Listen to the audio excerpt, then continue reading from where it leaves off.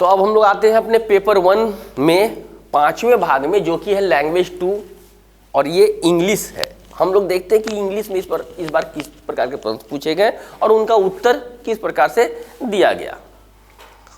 तो हम लोग पहले पैसेज को देखते हैं। तो पैसेज आप लोग पढ़ लें और उसके बाद जो है पढ़ने के बाद 121 से 128 नंबर तक के प्रश्न जो है आप इसकी मदद से हल कर सकते हैं।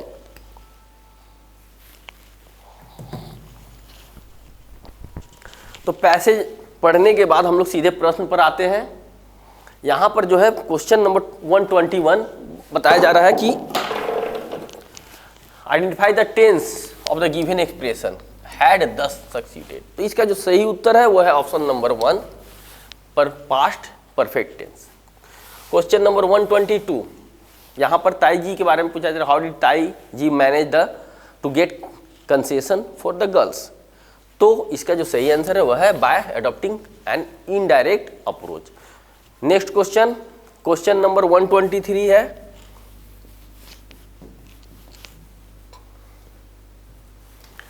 What cultural show was being held in the town. तो इसका जो सही आंसर है वह है option number 3 a blockbuster movie. 124 by nature and belief Tau ji can be described as an. तो इसका जो सही आंसर है वह है option number 4 conservative.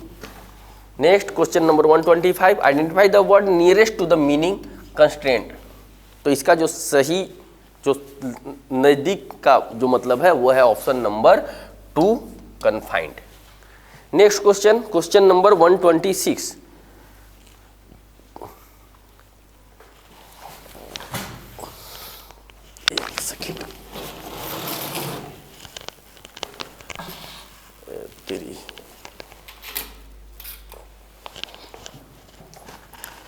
Question number 126 what was Tauji duty as a family patriot. तो इसका जो सही आंसर है वह है option number 1 to keep a strict watch on the youngsters activity. Next question number 127 what does the underline expression the boys are prone to mean. तो इसका सही उत्तर है option number 3 likely to have और gate. Question number 128 state which of the following statement is true और false. यहाँ पर दोनों स्टेटमेंट को देखिए और पैसेज से खोजिए। तो इसका सही उत्तर जो है वह है option number 3 B is true but A is false. इसके बाद फिर से एक पैसेज दिया गया इस पेपर में, जिसको पढ़कर 129 से लेकर 135 क्वेश्चन तक आपको आंसर देने हैं। तो यहाँ पर पैसेज पढ़ने के बाद फिर हम लोग क्वेश्चन की तरफ आ रहे हैं। पहला क्वेश्चन है क्वेश्चन नंबर 129 कि the narrator left Baghdad because यहाँ ऑप्शन इसका जो सही है वो है बोथ 1 and 3, यानी कि he was very of the city and he did not want to live a lazy life. Next question है question number 130 what did the narrator do after reaching the island. तो इसका जो सही answer है वह है option number 3 he set down for a filing mill. Next question number 131 choose a word nearest in meaning to the underlined the prodigious height and the extent. तो इसका सही उत्तर है option number 1 large. Next question number 132 identify the part of speech of the underlined word in the expression to die with grief. तो इसका जो सही answer है वह है option number 3 preposition. Next question number 133 after realizing that the sheep had left the narrator then he was shocked। Question number 134 identify the tense of the underlined word the drew near. तो यह है simple past में। Question number 135 the white dome finally turned out to be. तो इसका जो सही उत्तर है वह है option number 4 a massive egg. Question number 136 which one of the following is not true about an assessment. तो इसका जो सही उत्तर है वह है option number 3 it can only be done by the teacher.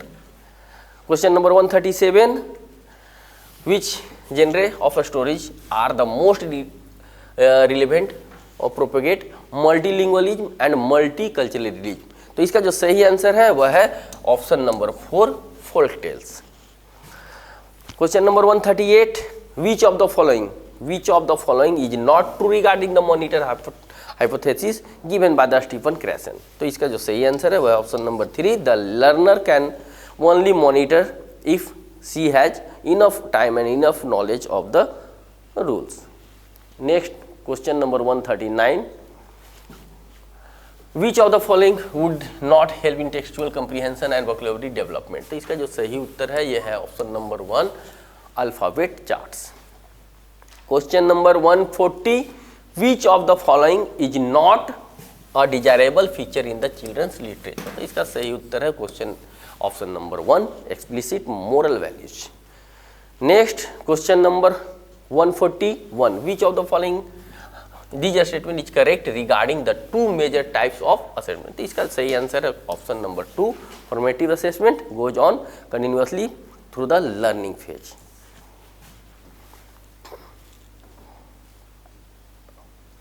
Question number 142 की तरफ बढ़ते हैं. तो which of the following is not feature of communicative approach? तो इसका जो सही उत्तर है वह है option number 4, more focus on form than function. Question number 143, a teacher teaching English as second language. तो इसका जो सही उत्तर होगा वो होगा option number 2, communicative approach. Question number 144 क्वेश्चन में बोला जा रहा है कि when a beginner reader use his or her general knowledge about the text theme, cultural aspects etc to make sense of the specific textual content, it is called top down approach. Option number 4 is the right answer. Next,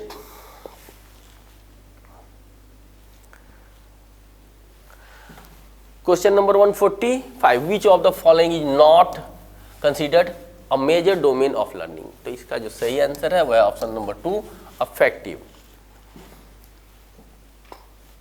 question number 146,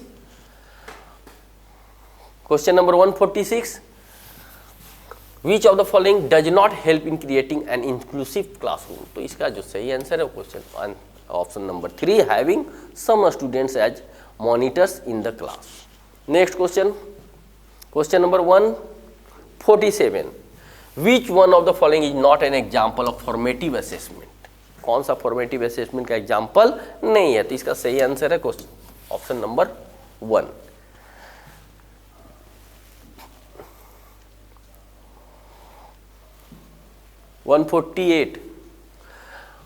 Question number 148, error analysis is important in order to look at the gaps in learning because errors are a window into the minds of the learners and their stages of learning.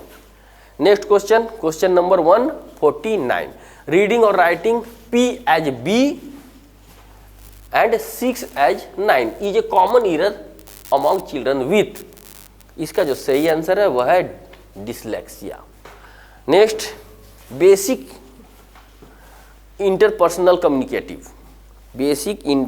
Communicative skill is known as, तो इसे जाना जाता है language used for day to day communication. तो ये आपका English language 2 का answer की था. तो इसको आप देखकर अपने आंसर की से मिलाइए और देखिए आप कहाँ तक पहुँचते हैं. फिर मिलते हैं हम लोग अपने अगले वीडियो में. अभी तक के लिए इतना ही. जल्द से जल्द हमारे चैनल को सब्सक्राइब कर लीजिए जिन्होंने नहीं किया है, ताकि आप तक भी आंसर की जल्द से जल्द पहुँचे. धन्यवाद.